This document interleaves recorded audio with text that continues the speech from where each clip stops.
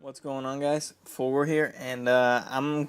This is sort of a first impressions video on Vi, the newest champion in the league, and I gotta say she's actually pretty fun.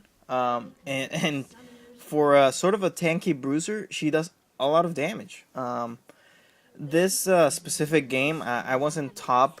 I was actually jungling with her. I wanted to try her out in the jungle, and she's actually pretty good in the jungle. I was surprised.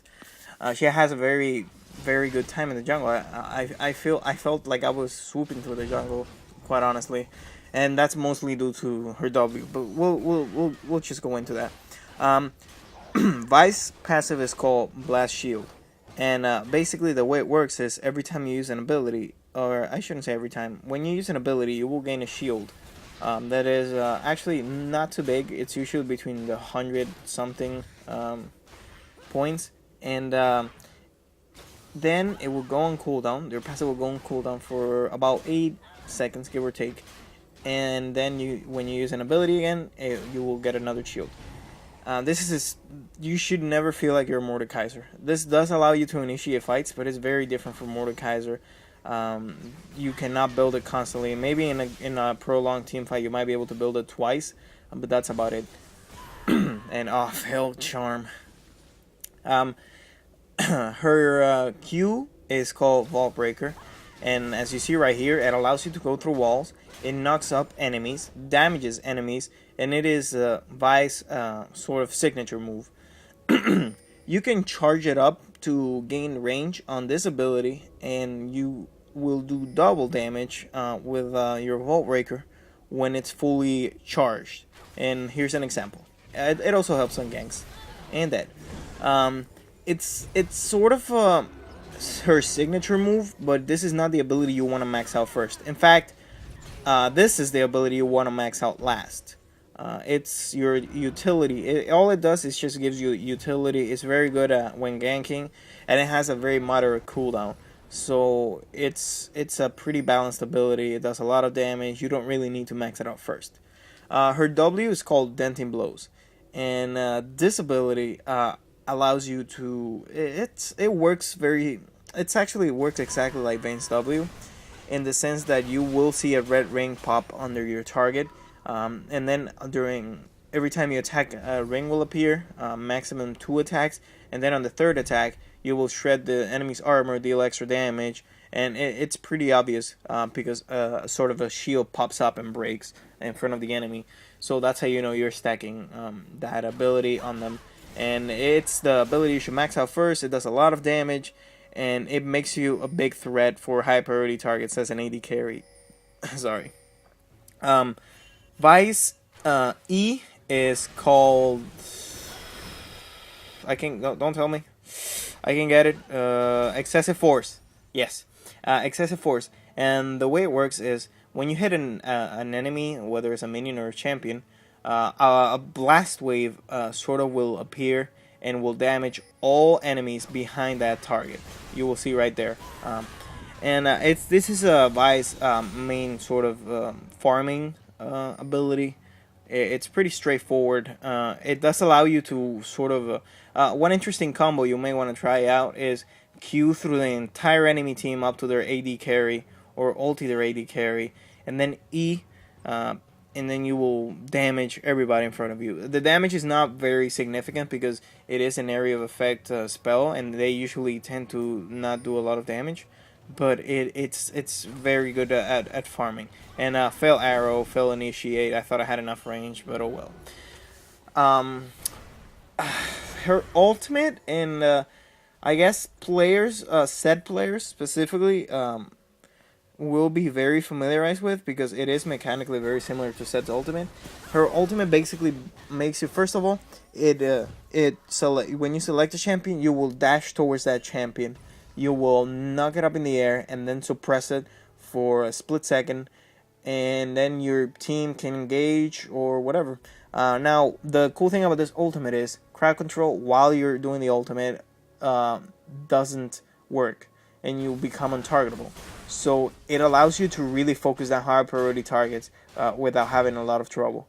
I'm not sure what will happen with player made terrain, such as Anivia's wall. I don't think it will stop it though.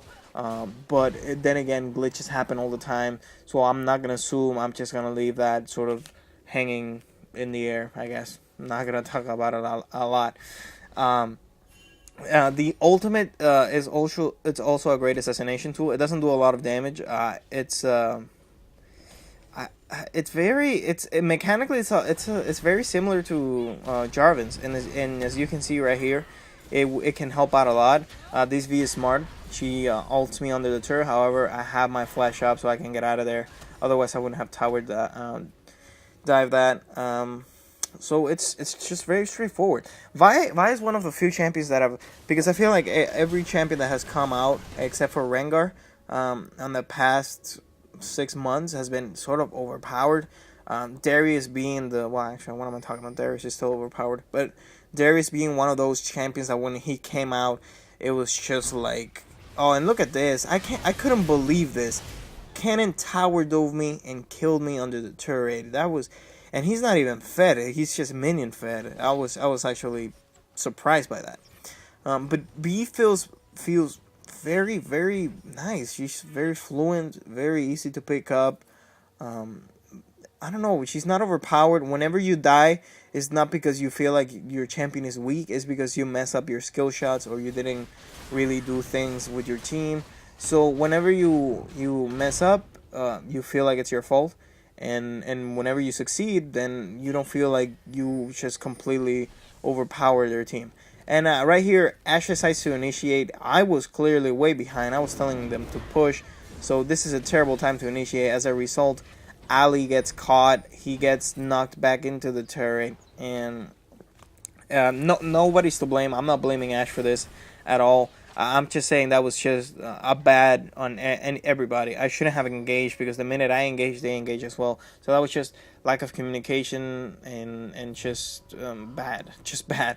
Now I am trying her on the jungle, and I wasn't gonna talk about the build. I was very hesitant to talk about it, but I did see this build work out a couple times because I have played her a lot actually, a few games, and I go for sort of tanky damage dealer, focusing more on damage than health or armor. Um, I think you could probably build her sort of like Darius, with a frozen hammer, and actually frozen hammer might be a great item. But for I decide to rush Trinity Force and Wiggles Lantern and Black Cleaver, so sort of get a lot of damage and tanky items, and it actually worked out pretty well, I gotta say. Right here, ult on Ashe. Ashe picks up the kill with her arrow, and Xing Yao has no chance for escape. After the last gank, I actually told Ashe on chat. I was like, you know what, this isn't working out. Let's try something different. Save your ult for when I use mine, and then you can pick up the kill with the arrow. She was like, okay, and as you saw there, it worked out amazingly. And you will see that my Q it's just you will see later on. There's a very interesting fight that goes on at Dragon, and it was just awesome to see. Vi's build, like I said, just she's not complicated. She's very straightforward. Just the build you would use in a tanky DPS. I wanted to try another build involving Atmos, getting a lot of health, and then Atmos, and see how that worked out. I also wanted to try with Last Whisper, because I'm not sure how she might do with Last Whisper, because she does physical damage, not armor. I don't know. It's just, I don't know. It's very weird. I want to try it out and maybe do a commentary on it. In case you haven't noticed, our team has a lot of crowd control. Specifically, Ashe, Malphite, and me. We have a lot of crowd control, and that is gonna play a major role in our team fights. Right here, ulting again. I don't think Malphite had his ult at this point. She does the same thing, ults me on the turret. I just flash away, and Malphite, being tanky as hell, basically just kills her under her turret after taking 5 shots. God damn it, Malphite's OP. We're just gonna push a turret. And right now, I'll show very quickly how you should farm with Vi. Charge up your Q, get behind minions, use your E, and there you go. That's it. That's basically how you farm a lane with V. Keep in mind, I'm not doing a lot of damage, and I'm not building very tanky. So in team fights, I'm not gonna be very durable.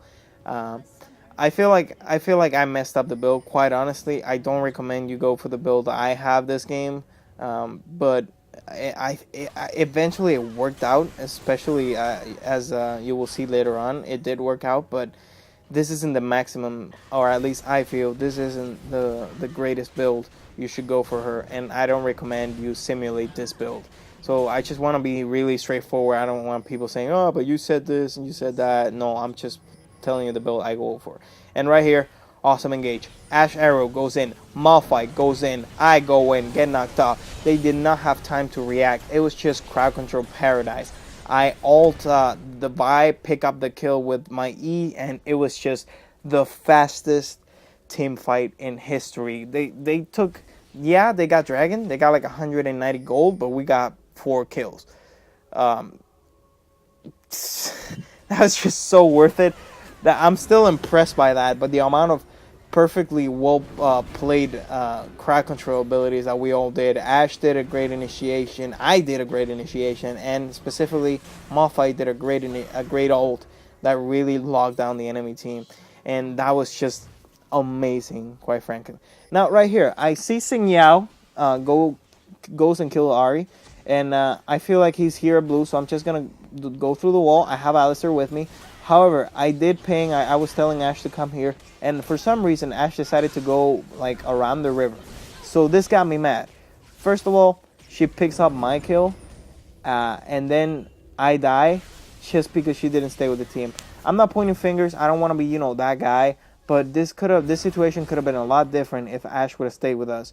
And I'm not gonna lie, I was legitimately pissed off at that because she should have known better. And you can, that's just not cool. That's, I guess, is what I'm trying to say. Not cool. You can't just KS somebody and then not really help. It's just not cool. But whatever. We shit happens. I mean, that's the thing about League. Shit happens. You can't really control what everybody does, so you can only hope for the best. And hopefully she'll make it up to me later on the game. A blowjob will do very nicely. But right now, I'm farming. I'm doing very well in gold. I just finished my Trinity Force. I go Berserker's Griefs. I would have gone Ninja Tabi, but the reason why I go Berserker's Griefs is because of Kennen. Kennen is doing, I'd say, a good amount of damage. Oh, here comes the Ash Arrow. I flash in. I Q him. He's trying to run away. I ulti him, and he just gets decimated. V gets charmed, and she just gets killed. And that was another great initiation. I highly recommend you get when you play V, you get champions that have crowd control. It will help out. Right here, Kennen, as you see in the map, Kennen is sticking around with Alistair by the turret. And we're all sort of, I'd say, pretty well in health. So I'm just sitting here. I can Q through the wall. So I'm just gonna wait for my moment. However, they don't. So we have to go the long way. And here's where it starts going down. First of all, Xing Yao does a terrible ult. It allows everybody to escape. Malphite teleports in, and that's it. They're done. Here comes Malphite, slows down Alistair. Alistair gets killed immediately. Ash gets dropped by Ash, who once again KS's. No surprise there. Ari goes... it's just terrible. Ari should have kept going top. For some retarded reason, she goes around, gets caught by Kennen, and they die. Fortunately, I do pick up a kill and that whole thing, and I didn't even have my ult. If I would have had my ult, I could probably lock down Kennen. As you can see, Malphite and Alistair are able to tank the turret. So we could have probably gotten Kennen as well, no problem. Merc threats did help out with Kennen's damage output, and right now we just have to retreat. Malphite is tanky, but we don't want to risk it. We have a good lead, and you never want to push your luck too much. It's at this point the enemy team sort of starts thinking about surrendering, but they don't really go for it. Oh, and right here, Alistair and Malphite sort of overextend a little bit. Alistair gets caught. It's a shame, but it happens. I believe the next item I get is... I should have bought Black Cleaver, but for some reason I go Wiggles Lantern. I figured the armor and lifesteal would sustain me a little bit. That wasn't really the case. Black Cleaver should have been the go-to sort of item, but oh well. Right here, stuff is going down mid. Ashe does another nice arrow. IQ win. Kennen pops Sonia's. It's okay. We'll just kill Xing Yao instead. As soon as Kennen comes out of Sonia, she gets killed. He gets killed by Ahri, and Alistair is not going anywhere. Malphite picks up the double kill, and we just mop up. I mean, look at Ashe and Ahri. They're doing the right thing. They're focusing our carries, which is what you want to do, but our crowd control is just too much. And here in comes the surrender vote. Ahri V, very fun, very interesting champion. Highly recommended. Try it out.